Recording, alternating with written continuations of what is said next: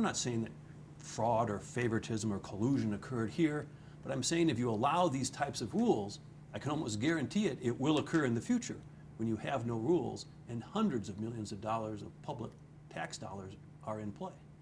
Some 2 years after the shock and sadness of the 35W bridge collapse, you'd never know this Mississippi River crossing was the stage for one of Minnesota's worst tragedies. Most Minnesotans have moved on, following completion of the highest profile construction project in state history, except for a Minneapolis attorney. So what do we have here? This is the rule book for the RFP, which is Request for Proposals. This is the book that the contractors have to read every line, make sure they comply with every line. All the way along, Dean Thompson said not so fast as state transportation officials went full speed ahead and awarded the Plum 35W rebuilding job to the contractor with the highest bid by far and longest timetable for construction. Flatiron Constructors got a contract ultimately worth $258 million with incentives.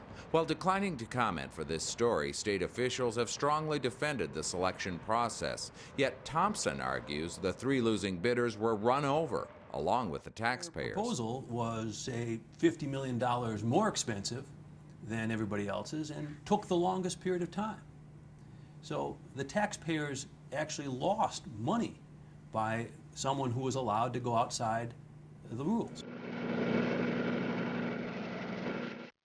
In the frantic effort to get traffic flowing over this vital artery, the winning firm insists taxpayers got their money's worth. A Flatiron attorney says the losing bid's design problems alone could have held up construction for months at a cost to the economy of $400,000 a day.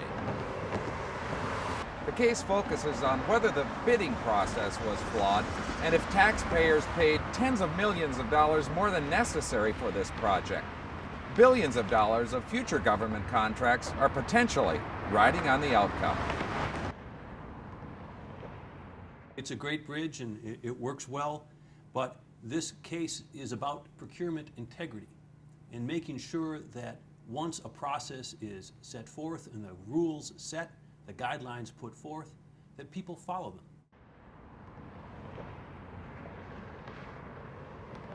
In recent years, the legislature changed the rules of the road for granting government contracts. The lowest bidder no longer automatically gets the job.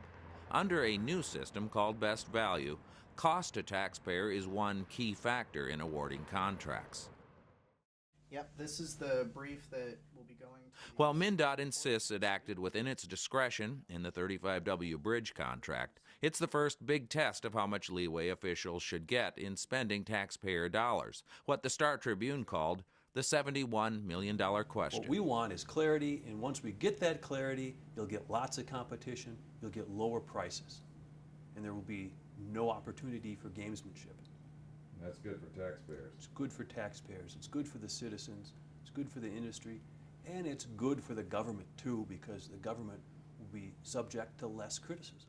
For many Minnesotans, this may just be one of the biggest cases they never heard of, with implications for taxpayers that loom as large as the 35W bridge itself. In Minneapolis, I'm Tom Stewart for the Freedom Foundation of Minnesota.